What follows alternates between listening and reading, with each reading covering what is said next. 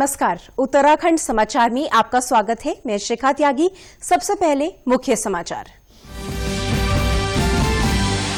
प्रदेश में महिलाओं को संपत्ति में बनाया जाएगा सह खातेदार। कैबिनेट ने आवास विकास नीति में किया संशोधन। फिलहाल नहीं खोलेंगे डिग्री कॉलेज।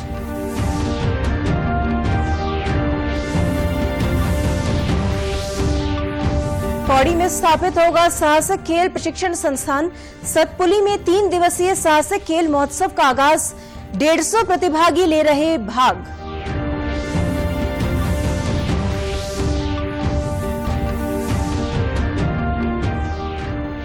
बद्रीनाथ धाम के कपाट शीतकाल के लिए बंद। पांडुकेश्वर के लिए कल रवाना होगी कुबेर की डोली। द्वितीय केदार मदमहेश्वर के कपाट भी 6 महीने रहेंगे बंद।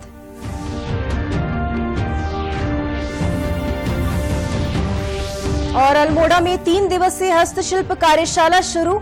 शिल्पकारों को दी जा रही केंद्रीय योजनाओं की जानकारी। शिल्प कला और रोजगार को मिलेगा बढ़ावा। अब समाचार विस्तार से। प्रदेश सरकार ने महिलाओं को संपत्ति में सह खातेदार बनाने का फैसला किया है। इसके लिए मंत्रिमंडल द्वारा मुख्य सचिव की अध्यक्षता में एक समिति गठित की गई है। यह समिति महिलाओं को स्वामित्व देने के लिए सुझाव देगी।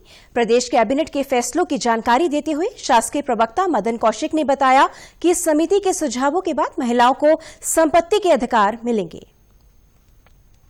राज्य के अंदर महिलाएं बहुत ही ज्यादा मेहनती हैं, लेकिन स्वयं सहायता समूह के माध्यम से भी ये उनके संज्ञान में आया कि वो जब लोन के लिए जाती है तो उनको बड़ी दिक्कत होती है, क्योंकि राज्य के अंदर जो भूमि इत्यादि है वो पति के नाम रहती है।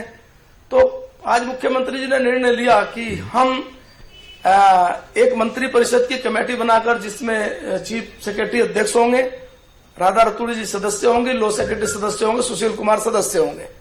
और यह निर्णय लिया गया कि आप तत्काल ये व्यवस्था करिए कि जो हमारी महिलाएं हैं वो सह खातेदार कैसे बने और कैसे उनको लोन की क्लियरिटी हो जाए। उन्होंने बताया कि कैबिनेट बैठक में उत्तराखंड प्रांतीय सशस्त्र पुलिस पीएसी, दल नायक एवं प्रतिसाद निरीक्षक अधीनस्थ सेवा नियमावली 2020 में भी संशोधन करने का फैसला किया गया है। नियमावली में भर्ती की कार्यवाही राज्य अधीनस्थ सेवा चयन आयोग के तहत की जाएगी। नियमावली में महिलाओं को अलग से पदोन्नति की व्यवस्था की जाएगी।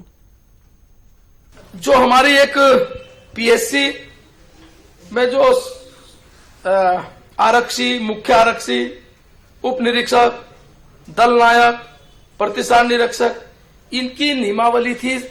ये क्या था, 2018 में नियमावली बनी थी। 2018 से पहले इनका एक झगड़ा था कि कौन सीनियर कैसे होगा, वो कैसे करेंगे। इस संबंध में नियमावली नहीं थी। आज वो नियमावली में संशोधन करके ओके कर दिया। कैबिनेट के अन्य फैसलों में अल्मोड़ा में केंद्रीय विद्यालय खोलने के लिए जमीन आवंटित की है। इसके अलावा उत्तराखंड आवास नीति संशोधन नियमावली 2020 को भी मंजूरी दी गई है। जो हमारी आवास नीति थी 2018 में आए थे, उस नीति में एक परेशानी आई थी कि जब वो हाईकोर्ट में गए और हाईकोर्ट ने पूरी की पूरी राज्य में एक बैन लगा दिया था कि जो एग्रीकल्चर लैंड है उसे हम किसी भी रूप में उपयोग में नहीं ला सकते। फिर इसके लिए हमने 2020 में एक नियमावली लाए हम लोग, और इसके लिए एक नियमावली बना के हमने कहा प्रधानमंत्री आवास योजना में हम इसका उपयोग कर सकते हैं। अब आज हम उसी जो नियमावली 2018 में थी, इसमें हम संशोधन लेकर आए हैं। कैबिनेट के अन्य फैसलों में मुख्यमंत्री मेधावी छात्र पुरस्कार योजना के तहत छात्रों को नकद पुरस्कार देने का प्रावधान किया गया है। इसके अलावा स्टाफ नर्स की भी भर्ती प्राविधिक शिक्षा परिषद के माध्यम से होगी। कैबिनेट ने यह भी फैसला किया है कि फिलहाल कोरोना संक्रमण को देखते हुए प्रदेश में डिग्री कॉलेज नहीं खोले जाएंगे। पौड़ी जिले के सतपुली बिलखेत में 4 दिवसीय नयार घाटी प्रथम साहसिक खेल महोत्सव आज से शुरू हुआ। मुख्यमंत्री त्रिवेंद्र सिंह रावत ने पैरा मोटर ग्लाइडर का फ्लैग ऑफ कर महोत्सव का उद्घाटन किया। इस मौके पर मुख्यमंत्री ने नयार घाटी में पैराग्लाइडिंग प्रशिक्षण संस्थान स्थापित किए जाने की घोषणा की। मुख्यमंत्री ने 26,43,64,000 रुपए की कलजी खाल विकासखंड की पेयजल योजना का लोकार्पण भी किया। योजना का लाभ 59 राजस्व ग्रामों, 19 ग्राम पंचायतों और 68 बस्तियों को मिलेगा। मुख्यमंत्री ने कहा कि ये आयोजन हर साल होगा। उन्होंने कहा कि उत्तराखंड में सर्वाधिक संभावनाएं साहसिक पर्यटन की है। साहसिक खेल महोत्सव में पैराग्लाइडिंग के लिए 80 प्रतिभागी भाग ले रहे हैं। इसके अलावा माउंटेन बाइकिंग में 29 प्रतिभागी, ट्रेल रनिंग में 25 और एंगलिंग इवेंट में 18 प्रतिभागी प्रतिभाग कर रहे हैं। यहाँ पर तमाम जो साहसिक खेल हैं उसके लिए बहुत ही अनुकूल पाया गया है। जो जानकार हैं साहसिक खेलों के, उन्होंने इसको अनुकूल पाया है। दूसरी चीज जो रिवर राफ्टिंग है, गंगा जी में होती है यहाँ, और बरसात के दिनों में हमने भी कुछ दिन पहले यहाँ पर प्रयोग किया था बरसात में कि यहाँ पर रिवर राफ्टिंग हो सकती है क्या। तो बहुत अच्छी राफ्ट यहाँ पर बनती हैं जब बरसात में, जब पानी इस नयार में हमारे आता है, तो उसका भी यहाँ पर बहुत अच्छा फ्यूचर है। इस मौके पर कृषि मंत्री सुबोध उनियाल ने कहा कि इस तरह की गतिविधियों से गांव आबाद होंगे। इसके अलावा प्रदेश में शहद के उत्पादन की संभावना को देखते हुए मधुग्राम स्थापित करने की कोशिश की जा रही है कि हर जनपद की एक न्याय पंचायत को, उसके हर गांव को मधुग्राम के रूप में विकसित करके मधु न्याय पंचायत के रूप में उसको विकसित करना चाहते हैं, ताकि वॉल्यूम में उत्पादन हो। और जो हमारे यहाँ का ऑर्गेनिक शहद है, जिसकी आज बाजार में कीमत 4000 से ऊपर की प्रति किलो मिल जाती है, तो उसको बाकायदा वॉल्यूम जब हम पे रहेगा तो हम उसकी प्रोसेसिंग के माध्यम से यही पैकेजिंग करके स्थानीय, हम उत्तराखंड राज्य को शहद की मंडी के रूप में स्थापित करना चाहते हैं, जिसके लिए हम 80% सब्सिडी के आधार पर हमने ये योजना बनाई है। सांसद तीरथ सिंह रावत ने कहा कि नयार घाटी में पर्यटन की नई संभावनाएं तलाश कर सरकार ने युवाओं के लिए सुनहरा मौका तलाश लिया है। ये केवल प्रदेश नहीं तो देश के अंदर भी नंबर 1 होगा और आने वाले समय में विश्व के भी जो एडवेंचर है वो यहाँ भाग लें, ऐसी संभावना यहाँ दिखती है। उधर साहसिक खेल महोत्सव की शुरुआत लैंसडाउन से साइकिल रेस से हुई। लैंसडाउन के गांधी चौक से विधायक दिलीप रावत ने प्रतिभागियों को हरी झंडी दिखाकर रवाना किया। साइकिल रेस लैंसडाउन से आरंभ होकर चुंडाई, पीड़ा और चाई होते हुए खैरासैंण होते हुए सतपुली में समाप्त हुई। हिमाचल प्रदेश से आए प्रतिभागी आशीष ने कहा कि उत्तराखंड में साहसिक पर्यटन की असीम संभावनाएं हैं। रेस में 29 साइकिलिस्ट ने प्रतिभाग किया। तो हम यहाँ पर साइकिल रेस के लिए आए और काफ़ी सालों से 3-4 साल से यहाँ पे साइकिल रेस के लिए आ रहे हैं। पहले नैनीताल आते थे, इस जगह पर पहली बार आए। यहाँ पे काफ़ी अच्छा लग रहा है, काफ़ी सारी एक्टिविटीज़ यहाँ पे गवर्नमेंट काफ़ी सारी एक्टिविटीज़ करवा रही है, तो ये बहुत अच्छी बात है। श्री बद्रीनाथ धाम के कपाट आज विधि विधान के साथ शीतकाल के लिए बंद हो गए। इस मौके पर बड़ी संख्या में श्रद्धालुओं ने भगवान बद्रीनाथ के दर्शन किए। मंदिर को परंपरागत रूप से भव्य रूप से फूलों से सजाया गया था। इस मौके पर गढ़वाल स्काउट के बैंड की ध्वनि के साथ धाम बद्री विशाल के जयकारों से गूंज उठा। सहायक पुजारी प्रशांत डीमरी ने बताया कि कल कुबेर की डोली पांडुकेश्वर के लिए प्रस्थान करेगी। आज भगवान बद्री विशाल जी के कपाट शीतकाल के लिए बंद कर दिए गए हैं और पुराणों में कहा गया है कि षण्मासम देवते पूजा षण्मासम मानवेस्तथा। अब भगवान बद्री विशाल जी की पूजा आज से देवताओं को सौंप दी गई है और देवताओं में नारद जी को यह अधिकार प्राप्त है कि वह भगवान बद्री विशाल जी की पूजा अर्चना किया करेंगे। कल भगवान बद्री विशाल जी के साथ साथ कुबेर जी की डोली यहाँ से पांडुकेश्वर के लिए प्रस्थान करेगी और शंकराचार्य जी की जो गद्दी है वह जोशीमठ के लिए प्रस्थान करेगी। उत्तराखंड चारधाम देवस्थानम प्रबंधन बोर्ड के मुख्य कार्यकारी अधिकारी रविनाथ रमन ने बताया कि इस यात्रा वर्ष 3,10,000 यात्री चारधाम पहुंचे हैं। इनमें 1,45,000 से अधिक तीर्थ यात्रियों ने भगवान बद्री विशाल के दर्शन किए, जबकि केदारनाथ में करीब 1,35,000, गंगोत्री में लगभग 24,000 और यमुनोत्री धाम में लगभग 8,000 श्रद्धालुओं ने दर्शन किए। देवस्थानम बोर्ड के अपर मुख्य कार्यकारी अधिकारी बीडी सिंह ने कहा कि देवस्थानम बोर्ड शीतकालीन यात्रा की भी तैयारी करेगा। रुद्रप्रयाग स्थित द्वितीय केदार मदमहेश्वर के कपाट आज सुबह 7 बजे शीतकाल के लिए बंद हो गए हैं। बाबा मदमहेश्वर के जयकारों के बीच मदमहेश्वर के कपाट शीतकाल के लिए बंद कर दिए गए। मंदिर के कपाट बंद होने के पश्चात श्री मदमहेश्वर की उत्सव डोली ने मंदिर की परिक्रमा की तथा प्रथम पड़ाव गोंडार गांव को प्रस्थान किया। उत्सव डोली 22 नवंबर को अपने गद्दी स्थल श्री ओंकारेश्वर मंदिर उखीमठ पहुंचेगी।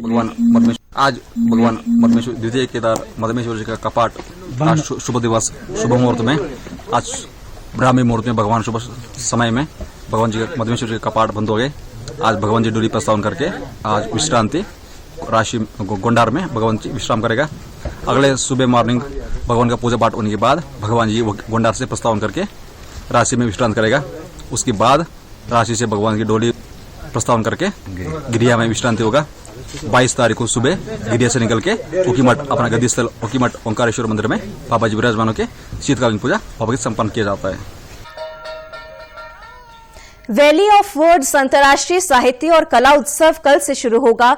22 नवंबर तक चलने वाले इस वर्चुअल उत्सव में देश विदेश से कई प्रख्यात लेखक और बुद्धिजीवी भाग लेंगे। वर्चुअल उत्सव का उद्घाटन केंद्रीय मंत्री धर्मेंद्र प्रधान करेंगे, जबकि समापन केंद्रीय शिक्षा मंत्री डॉक्टर रमेश पोखरियाल निशंक करेंगे। उत्सव में केंद्रीय मंत्री डॉक्टर जितेंद्र सिंह, साहित्यकार पद्मश्री लीलाधर जगोड़ी, पर्यावरणविद पद्मभूषण अनिल जोशी, डॉक्टर फातिमा रिजवी समेत अनेक प्रमुख लोग प्रतिभाग करेंगे। वैली ऑफ वर्ड्स साहित्य एवं कला उत्सव के honorary curator doctor Sanjeev Chopra ने बताया कि ये वैली ऑफ वर्ड्स का चौथा संस्करण है, लेकिन इस बार वर्चुअल उत्सव होने के कारण इसका लाभ अधिक लोग उठा सकेंगे। उत्सव में विदेश से भी 10 साहित्यकार जुड़ रहे हैं। देश विदेश के 1 लाख से अधिक साहित्य व कला प्रेमी लोगों को जोड़ने की तैयारी चल रही है। इस बार हमारा एक्सपेक्टेशन है कि लोगों को देहरादून फिजिकली तो नहीं आना पड़ेगा, लेकिन हर सेशन में कम से कम 2-4-5 हजार लोग निश्चित तौर पर जुड़ेंगे, क्योंकि जिस तरीके की इंटरेस्ट इंस्टीट्यूशन में है, जिस तरीके का इंटरेस्ट इंडिविजुअल्स में है, उसमें I think we'll have much greater participation. उत्सव की शुरुआत 20 नवंबर को देहरादून के ऐतिहासिक महत्व पर संवाद के साथ होगी। इस विषय पर अजय शर्मा और डॉक्टर समीर सिन्हा बात करेंगे। वर्चुअल उत्सव में 65 सत्र आयोजित होंगे। साहित्य एवं कला उत्सव में कोविड और इसके प्रभाव पर भी मंथन होगा। उत्सव में प्रतिष्ठित लेखकों की पुस्तकों का विमोचन किया जाएगा। अल्मोड़ा में आज से 3 दिवसीय हस्तशिल्प कार्यशाला की शुरुआत हुई। कार्यशाला का आयोजन केंद्रीय वस्त्र मंत्रालय द्वारा किया गया है। कार्यशाला के उद्घाटन के मौके पर विधानसभा उपाध्यक्ष रघुनाथ सिंह चौहान ने कहा कि केंद्र और राज्य सरकार हस्तशिल्पियों के उत्थान में जुटी है। उनके लिए अनेक योजनाएं संचालित की जा रही हैं। इसका मुख्य उद्देश्य हस्तशिल्पियों को स्वावलंबन की ओर बढ़ाना है। कार्यशाला के माध्यम से योजनाओं की जानकारी हस्तशिल्पियों को दी जाएगी। जो हस्तशिल्प के लिए जो हमारा ये शिविर लगाया गया है, इससे हमारे जो हस्तशिल्पी हैं, जो कलात्मक और जो हमारे बहुत बहुत उपयोगी हमारी जो सजावट के काम में आने वाली जो हमारी वस्तु है, तो उसके हमारे हस्तशिल्पियों को बहुत अच्छा लाभ मिलेगा। ये हमारी सरकार ये चाहती है कि जो हमारे हस्तशिल्पी हैं उनका कम से कम स्वावलंबी बने, आत्मनिर्भर बने, अपनी कला के उपयोग से आगे बढ़े। हस्तशिल्पी और महिला हाट अल्मोड़ा में मार्केटिंग प्रबंधक से जुड़ी पुष्पा देवी ने बताया कि वे हाथ से बने स्वेटर और शॉल बनाती हैं। तो हमारे यहाँ का जो मेरिनो भेड़ होती है, भेड़ के ऊन को पहले रॉ ऊन आता है, उसको हम कार्डिंग करके फिर उसकी कटवाई करवाते हैं महिलाओं से। कटवाई करने के बाद फिर बिनाई होती है। बिनाई के बाद जब स्वेटर तैयार होती है तो तब उसको पहना जाता है। और उसके लिए हम हैंडीक्राफ्ट से इसलिए जुड़े हैं, अधिक मात्रा में जब हमारा उत्पादन हो जाता है तो हम अपने सामान की बिक्री कहाँ पर करें। शिल्प रत्न से सम्मानित ताम्र शिल्पी बलवंत टमटा ने तांबे के कारोबार को आगे बढ़ाने के लिए कॉपर बैंक की मांग की है, ताकि इस कारोबार से जुड़े लोगों को लाभ मिल सके। आप एक कॉपर बैंक की स्थापना कीजिए, जिसमें आर्टिजन्स को सस्ते दर पर कॉपर उपलब्ध हो। उत्तरकाशी जिला पंचायत के विकास कार्यों में अनियमितता की शिकायत मुख्यमंत्री त्रिवेंद्र सिंह रावत से की गई है। मुख्यमंत्री ने गढ़वाल आयुक्त को शिकायत की जांच के आदेश दिए हैं। जिला पंचायत के कुछ सदस्यों का कहना है कि विकास कार्यों में धांधली की गई है। उत्तरकाशी के जिलाधिकारी मयूर दीक्षित ने इस मामले की जांच के लिए एक कमेटी का गठन किया है। उन्होंने कहा कि निर्माण कार्यों में अनियमितताओं की शिकायत मिली है। मुख्य विकास अधिकारी और ट्रेजरी अधिकारी जांच में जुटे हैं। इसमें शिकायत पत्र प्राप्त हुआ है कि जिला पंचायत में कुछ निर्माण कार्यों में अन्य वित्तीय कार्यों में कुछ अनियमितता प्राप्त हुई, तो इसमें हमने 2 अधिकारियों की कमेटी बना के जो भी शिकायत के बिंदु हैं उस पर जांच करने के निर्देश दिए हैं और जांच कल से प्रारंभ हो चुकी है।